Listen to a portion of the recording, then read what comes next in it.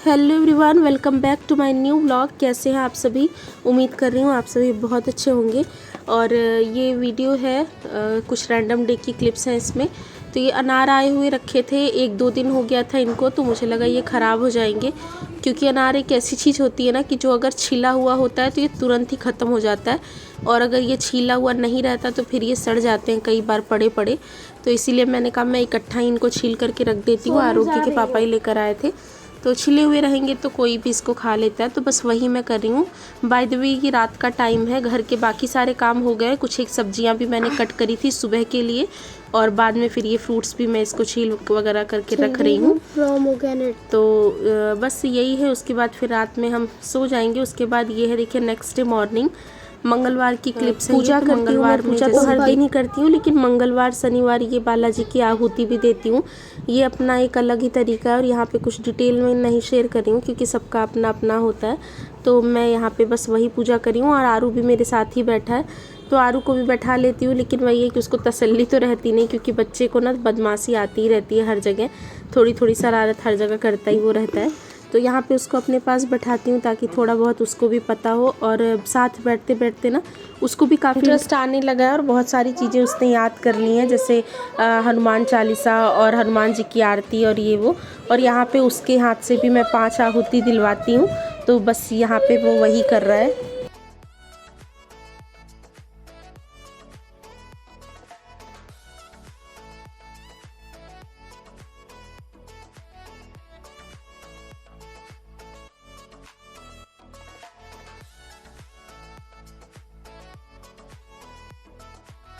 और यहाँ पे फिर दोपहर में मैंने बना ली थी ये दलिया। तो सिंपल सा ही खाना बनाया था क्योंकि मंगलवार के दिन आरोग्य के पापा का होता है फास्ट। तो सुबह वो चले गए थे, वो बस मूंगफली, मखाने, कोई फ्रूट्स और दही वगैरह ही उनको लंच में मैं दे देती हूँ।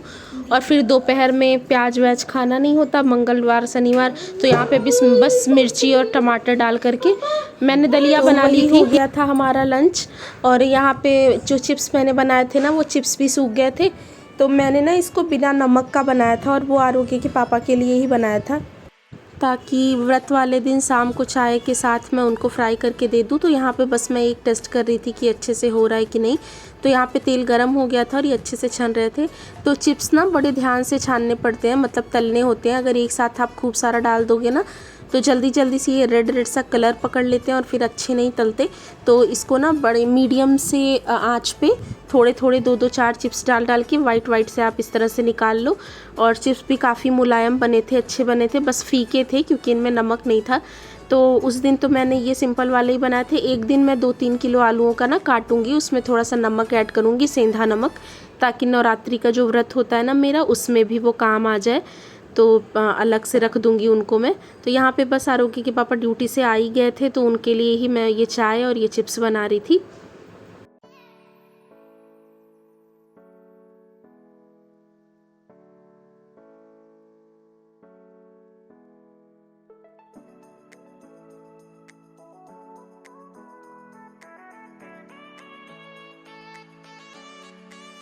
तो चाय भी मेरी बन गई थी, वो भी मैंने छान लिया था। और यहाँ पे आरोग्य के पापा कर रहे हैं पूजा शाम की। मंगलवार के दिन भगवान जी को प्रसाद वगैरह चढ़ाते हैं ना, और उनके साथ आरू भी बैठा हुआ था। और फिर यहाँ पे मैंने उनको बना करके खाना दे दिया था। खाने में मतलब वही पराठा और दही खाया था इन्होंने। और उसके बाद मैं यहाँ पे लग रही हूँ आलू का पापड़ बनाने में। तो आलू के पापड़ ना मैं रात में ही बनाती हूँ, इत्मीनान से बन जाते हैं, रात भर पंखे के नीचे सूखते हैं, और सुबह फिर उनको मैं धूप में डाल देती हूँ। क्योंकि कई बार ना धूप में जैसे बैठ के बनाओ तो बड़ी मेहनत सी लगती है और बहुत धूप भी लगता है। तो यहाँ पे सिंपल ही आलू के पापड़ बनते हैं और यही मुझे टेस्टी लगते हैं। कई बार इसमें हरा धनिया भी कट करके मैं डालती हूँ, लेकिन आज मेरे पास था नहीं। तो ये ना 3 से 4 किलो उबले हुए आलू थे, मतलब आलू थे जिनको मैंने उबाल लिया था और इनको कद्दूकस कर लिया था। तो कद्दूकस करना आपको ज़रूरी है। और उसमें मैंने चिली फ्लिक्स डाल दिए हैं बहुत सारे, और नमक डाल दिया है, और यहाँ पे खूब सारा मैं इसमें जीरा डाल रही हूँ। तो लाल मिर्ची को भी पीस करके आप डाल सकते हैं। मेरे पास खड़ी साबुत लाल मिर्च थी नहीं, और ना ही लाल मिर्च का पाउडर था, तो इसलिए ये चिली फ्लिक्स थे मेरे पास। पिज़्ज़ा वगैरह बनाने के लिए मैं ले करके आती हूँ ना, उसके ऊपर से डालने के लिए, तो यही मेरे पास थे।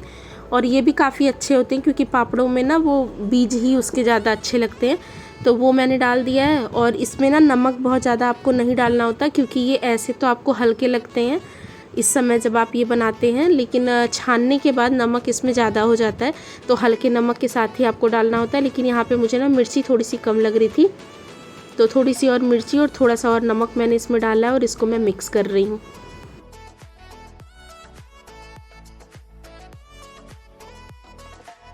तो जैसे पहले के टाइम में जब हम लोग छोटे छोटे थे, तब तो मम्मी के साथ जब बनाते थे तो हम लोग भी बहुत सारे मतलब जैसे मैं होती थी, मेरी बहन और चाची वगैरह बहुत लोग, तो कोई एक लोग इस तरह से गोलियां काट काट के रख देता था, कोई एक पापड़ बना देता था, कोई एक फैला लेता था, तो हो जाता था आराम से। और तब बहुत सारा क्वांटिटी में बनता भी था। फिर उस समय तो 10-10, 15-15 किलो आलू के पापड़ बनते थे, तो बहुत सारे लोग उसमें लगते थे। यहाँ पे मैं थोड़ा थोड़ा ही बना रही हूँ, अकेले ही बनाना होता है। आरोग्य के पापा कई बार हेल्प करते भी हैं, लेकिन ये पापड़ बनाने में ना वो हेल्प नहीं करते हैं। मतलब कई बार ये गोली वगैरह बना देते हैं, लेकिन नहीं करते क्योंकि उनके हाथ में फिर लगता है ना। और रात भी हो गई थी, तो आरू के साथ भी किसी को चाहिए था, तो यहाँ पे मैं अकेले ही कर रही हूँ। तो पहले मैं ना इस तरह से मीडियम साइज़ के ये काट काट के रख रही हूँ, जितने कि मुझे पापड़ बनाने हैं। तो पहले मैं इकट्ठा खूब सारा इसको बना लूँगी, ये गोली, और उसके बाद फिर मतलब बड़ी आसान सी ट्रिक से पापड़ बनाती हूँ मैं। पापड़ बनाने वाली मशीन भी थी मेरे घर पे, मतलब मेरे मम्मी के पास। यहाँ पे मैंने ली नहीं क्योंकि इतना ज़्यादा तो ज़रूरत होती नहीं, साल में एक बार ही बनता है, और क्या लेना, मैंने कभी लिया नहीं। आगे अगर ज़रूरत समझूंगी तो फिर ले भी लूँगी। तो यहाँ पे देखिए सारे ही आलूओं की इस तरह से गोलियाँ बना करके मैंने रख ली हैं। थोड़े से छोड़े हैं, उनको बाद में बना लूँगी। और यहाँ पे मेरा तरीका है, देखिए ये इस तरह से बड़े आसानी से बन जाता है। 2-3 तरीक़ों से बनता है। जैसे अगर आप चाहो तो आप थोड़ी बड़ी सी पन्नी ले लो और उसके बीच में रख करके, अभी मैं आगे आपको दिखाऊंगी, वैसे भी बना सकते हो। मैं यहाँ पे क्या करती हूँ कि ये इन पन्नियों को मैं इस तरह से जो है फैला लेती हूँ। ये पन्नी ना मैंने धुली थी एक दिन पहले ही, जिस दिन मैंने चिप्स फैलाए थे ना, मैंने आपको बताया था कि मैंने वो तो कपड़े पे कर दिए थे, लेकिन पापड़ कपड़े पे नहीं होता। तो ये पॉलीथीन मैंने रख रखी है, हर बार इसी पे ही मैं चिप्स पापड़ फैलाती हूँ। तो इसको भी मैंने साफ़ कर ली थी, धूप में सुखा लिया था। और एक रो में 3-3 पापड़ मैं इस तरह से, मतलब पापड़ की जो गोलियां हैं वो रख दे रही हूँ। और बस सिंगल एक पन्नी इसके ऊपर रख के और इस प्लेट से मैं थोड़ा सा प्रेस कर दूँगी। तो अगर आपको इसी साइज़ का चाहिए जितना प्रेस करने के बाद होता है, तो आप वैसे भी छोड़ सकते हैं, लेकिन मुझे थोड़ा सा और बड़ा और पतला चाहिए था, तो मैं इसको वैसे प्रेस करने के बाद फिर हाथ से बढ़ा दे रही हूँ। तो देखिए कितनी आसानी से बन जाते हैं इस तरह से दबा दबा के। तो दोनों तरफ से करने की ज़रूरत नहीं होती, नहीं तो फिर 2 पन्नियों के बीच में आलू को रख करके पहले फैलाओ, मतलब पहले पापड़ बनाओ, फिर एक पन्नी उसमें से निकाल के फिर ला के इस पे चिपकाओ, तो वो थोड़ा सा ना बड़ा प्रोसेस हो जाता है। तो अगर आपको जल्दी जल्दी करना है और आप अकेले मतलब सिंगल हैंड कर रहे हैं, तो आप पहले इस तरह से गोलियां बना के रख लो और फटाफट से इस तरह से बना लो, तो आराम हो जाता है। तो पहले तो मैं खड़े होके ही कर रही थी, लेकिन अब फिर बैठ के मैंने बनाना शुरू कर दिया है। और आरू के पापा बनवा तो नहीं रहे हैं, लेकिन हाँ आसपास ही घूम रहे हैं, क्योंकि कोई काम मैं अकेले भी करती रहती हूँ ना, तो वो आसपास रहते हैं कि जहाँ भी मदद की अगर हेल्प की ज़रूरत हो तो वो कर देते हैं। और बस इसी तरह से सारे पापड़ ही इकट्ठे मैं बना लूँगी और तैयार हो जाएंगे। तो तैयारी मेरी होली की देखिए चल ही रही है।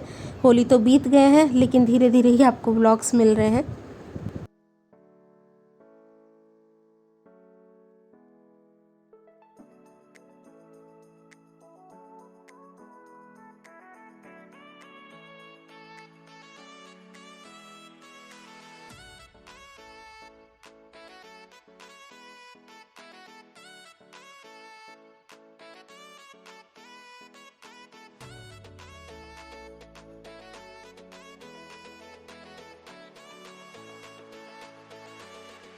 तो देखिए यहाँ पे मैं अकेले ही बना रही थी, लेकिन ना मैंने नोटिस किया कि मैंने जो लोइयाँ काटी हुई थी ना आलू की, वो थोड़ी सी बड़ी बड़ी सी थी, तो पापड़ थोड़े से मोटे और बड़े बड़े से बन रहे थे। तो मैंने वही आरोगी के पापा से कहा कि आप ना इसको थोड़ा सा छोटा छोटा करके मुझे दे दो, मतलब जितना मैंने कट करा है उससे आप थोड़ा सा छोटा करके दे दो, ताकि मतलब ठीक ठाक पापड़ ना जितने पतले होते हैं उतने अच्छे बनते हैं। बस उनको सावधानी से आपको छानना होता है ताकि वो जले नहीं। तो बस वो यहाँ पे वही कर रहे हैं। मैंने जो कट करा था उसको ये थोड़ा सा मीडियम साइज़ का करके मुझे दे रहे हैं और मैं पन्नी पे थोड़ा थोड़ा सा तेल लगा दे रही हूँ और उसके बाद इस तरह से बना करके मैं सारे ही पापड़ों को तैयार कर लूँगी। तो इस तरह से ईज़िली बन जाता है। और पता है मेरे घर में ये सारी चीज़ें बहुत ज़्यादा बनती हैं, मेरी मम्मी बनाती हैं सारी ही चीज़ें, तो मुझे भी ये सब अच्छा लगता है। मतलब मुझे खाने में भी अच्छा लगता है और बनाने में भी। तो लाख काम मेरे पास होते हैं लेकिन मैं वो सारे कामों से थोड़ा सा टाइम निकाल करके ये सब बनाती हूँ। और आरोग्य के पापा को भी पसंद है। आरू तो अभी बहुत ज़्यादा नहीं खाता, चिप्स तो वो थोड़ा बहुत खा भी लेता है क्योंकि मार्केट में उसने खाया हुआ है ना पैकेट वाला, तो वो वही समझ के थोड़ा बहुत खाता है। पापड़ अभी वो बिल्कुल ही नहीं खाता है। तो मैं ना नमकीन भी बनाती हूँ चावल वाली, आगे की वीडियो में मैं वो भी आपके साथ शेयर करूँगी, मतलब नेक्स्ट वीडियो में, कि वो मैंने कैसे बनाई थी। फ़िलहाल यहाँ पे फटाफट से अपने सारे पापड़ बना लेते हैं। और यहीं पे